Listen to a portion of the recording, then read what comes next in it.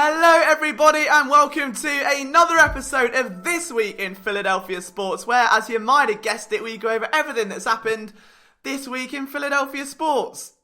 Again, if you're new to this channel, guys, we want to start with a new aim for 2020. It would be amazing if we could hit 30,000 subscribers. We're at 15 now. We would love to double that, but we need your help, alright? I'm like the head coach with the headset on. You're like my players. If we want to go to the Super Bowl, I've got to bring you guys the content and call up the plays, and you've got to run them and enjoy it. So if you do, be part of the team. Every time this video passes our like goal, which for today is a whopping 300 likes, we will give away a Philly Sports Network t-shirt. So if you want to win some PSN swag, make sure you just drop a comment with your opinions down below and turn that grey thumb blue. Just not the down one.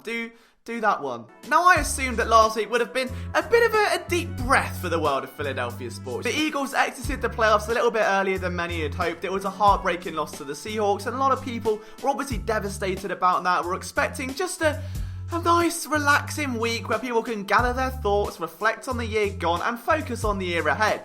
That was wrong of me. I was wrong to assume that, and I guess assuming a quiet week in Philadelphia sports is sort of like jumping on a rake and not expecting a concussion. The Eagles held their end-of-season press conference where Doug Peterson said that Mike Groh and Carson Welch will be back, and Howie Roseman stated that there is a pattern between signing injured players and then them picking up more injuries after they sign. So, one day later, Mike Groh and Carson Welch are fired, and 2 days later, they sign a cornerback by the name of Trevor Williams, who has played 11 games in 2 years because of injury, so that's good. Sticking to the word. But not only did the Eagles need a new offensive coordinator, there was a chance they may have needed a new defensive one when Jim Schwartz went to an interview with Cleveland. Now that didn't go as planned, and everyone in Philly's like, oh no, what a shame. Oh no, we've got a coordinator back, not a good coordinator. What are we going to do? Jim Schwartz looks like he's back in retaining his current role, which is by no means a bad thing, but Cleveland weren't done there. They were intent on digging a bit deeper. Sort of like if your girlfriend goes to you, Liam,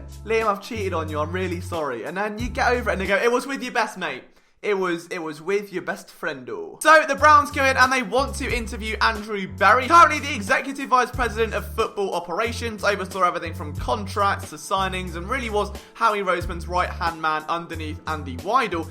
They wanted him back. So for those of you who don't know, the Eagles poached Andrew Berry from the Cleveland Browns. He was widely regarded as a GM candidate back then. He's now 30 years old, and back when he was selected for his first ever scouting role, he was handpicked by Bill Polian, which doesn't exactly happen very often. And given the fact that the Colts won 4 AFC South championships and made the Super Bowl during his time with the team, it's not exactly a bad tenure. Berry then went over to Cleveland, where he drafted names like Nick Chubb, Denzel Ward, and Baker Mayfield, and even oversaw the trade for Jarvis Landry, and then landed in Philadelphia. Now, we don't know how much input he had into the free agent signings of guys like Sunday, Zach Brown, and a few of the others, but we do know at least that he had an input and someone that is highly regarded throughout the organization. So losing him would suck. Fun doesn't end there. I thought I would wake up today and that's what my video will be on. We'll be talking about Andrew Berry, the Browns, and trying to make some jokes, but oh no! I wake up, I check my phone, and I was thinking I'd see a notification from Tinder, and I saw that DB Coach Cory Undlin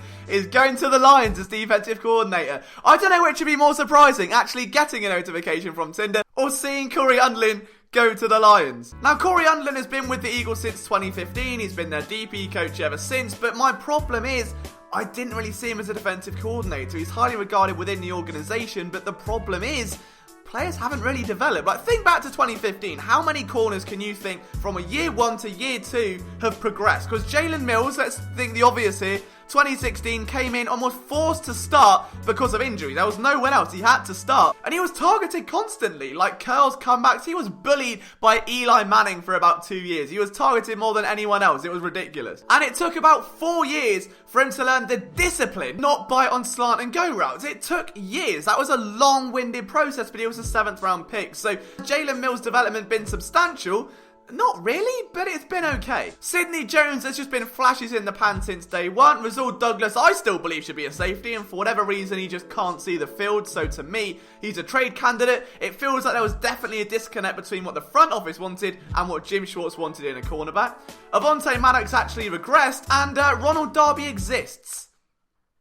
That's good. There isn't really an Eagles corner, and I can say Cravon LeBlanc because I love the guy, but he's only been around here for 2 seasons. He missed half of this year with injury, and he's playing at the same level he was last year. That's not development, that's not coaching, that's staying the same. You've already got that ability, that's just sustaining it. So seeing Cory Undlin go, I'm upset, but I'm not happy. I'm just sort of in the middle of the right. Everything will be just fine. Everything will be alright. Alright. Don't know what that's from. I'm not happy. So as things stand, the Eagles need a new offensive coordinator, a new defensive backs coach, and of course a new wide receivers coach. If I'm the Eagles, I'm looking at Chris Richardson, formerly of the Dallas Cowboys, recently relieved of his duties, and someone that played such a vital role during the Seattle Seahawks Legion of Boom over the last few years that I think he'd be a perfect fit to groom and develop young cornerbacks. I think it's a perfect role for him. So Chris Richardson will be my dream defensive backs coach. Defensive coordinator, I was so besotted with Kevin O'Connell, but for now I guess we're going to have to go back to Mr. Urban, who just so helped Lamar Jackson turn into Superman. And a wide receiver coach, anyone, because anyone would be better than Carson Walsh. I mean, this bottle would, and that's half empty. A bit like the Eagles' receiving production last year. But while we are talking Eagles, and before we move on to any other topics, I'm not going to plug merchandise today. You know, I'm wearing it. You can all see it. If you want it, you buy it. But what I did do was send a tweet out on a 5-hour journey home after I spent the day doing this.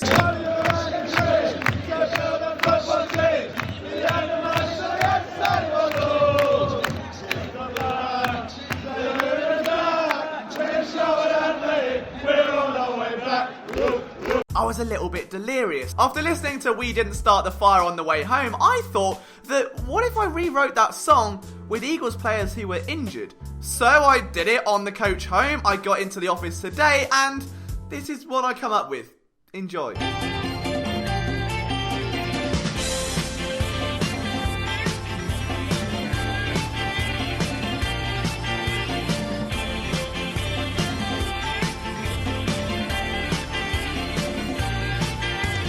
Charles Johnson, Rudy Ford, as he should to still obscure. Joe Osman, Myalada, Cravon's on ire. Deshaun Jackson came to town, smiles turned into a frown. Alex Ellis, Nigel Bradham, this is more than I can fathom.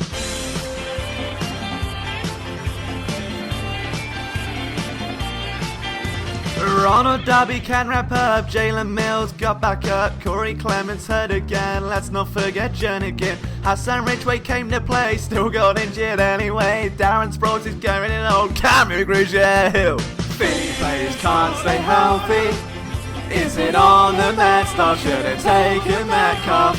Philly players can't stay healthy, but they're day to day and Boston Scott can play. Oh, Sean Jeffrey likes Josina, then they lost Jason Peters. At least Greg will catch his passes, unlike Aguilar. Avonte Maddox, Sidney Jones, Malik left Fletcher on his own. Nate Sudfeld, Blake, counter Santa running back. Lane Johnson, Zach Ertz, Brandon Brooks, Taiwan Hurd, probably as I sing this song, they're gonna lose another one. Philly players can't stay healthy. Is it on the Mets? Or should have taken Metcalf? Philly players can't stay healthy, but they're day to day and Boston Scott can play, can play, can play, can play, can play. Philly players can't stay healthy. Is it on the Mets? Or should have taken Metcalf?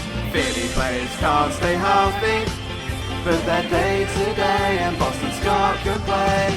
Philly players can't stay healthy.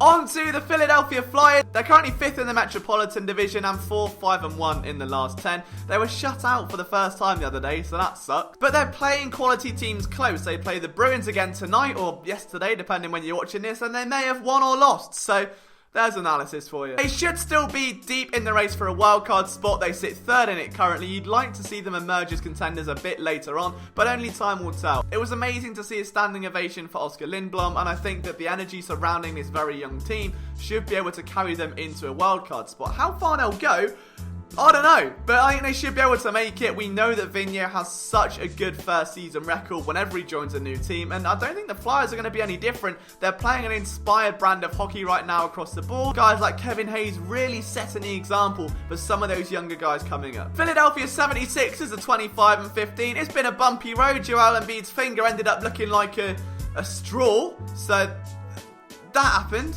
I don't even want to look at it. I'm not even going to put the picture up. Do you know what? I'm not putting the picture up. It is disgusting. Imagine a straw, stick it on a finger. It looked like that. It was awful. The deadline draws near. I do think that the team may be incited by some trades. We know they've got interest in Burton. We know there are a couple of other rumours swirling around. One included Ben Simmons, which came off the back of a very fiery Brett Brown response to why he's not shooting threes, essentially taking the blame for it. And it's sort of that same thing. I mean, you've got a Jack Russell. We didn't really train it as a puppy. We just sort of let it do whatever. And now it still barks at the postman. It barks at the neighbours. It eats the post. It eats newspapers. He's not the most well-behaved dog. If I'd have trained him to shoot threes early on, I'm sure he would be Steph Curry. But I didn't. And now he's eating newspapers. So you've got a choice, Ben Simmons. You're still young. You're still a puppy. You can either be Steph Curry or you can be my dog. You can choose. And the Philadelphia Union signed a designated player, someone that fans have been craving to see for quite some time. Jamiro Monteiro has completed a permanent move from FC Metz. He was a key part in helping Union get to the playoffs and get their first ever playoff win in 2019. And now the 26-year-old midfielder is on a 3-year deal. He's here to stay. The Union have a star. Unlike Jay Ajayi, who conceded 72 goals in 12 games of FIFA. 72. On that note, guys, thank you so much for watching another episode of This Week in Philadelphia Sports. If you enjoyed it, make sure you leave a like, hit that subscribe button, drop a comment from myself, Liam Jenkins. My Twitter's down there. I'll see you soon.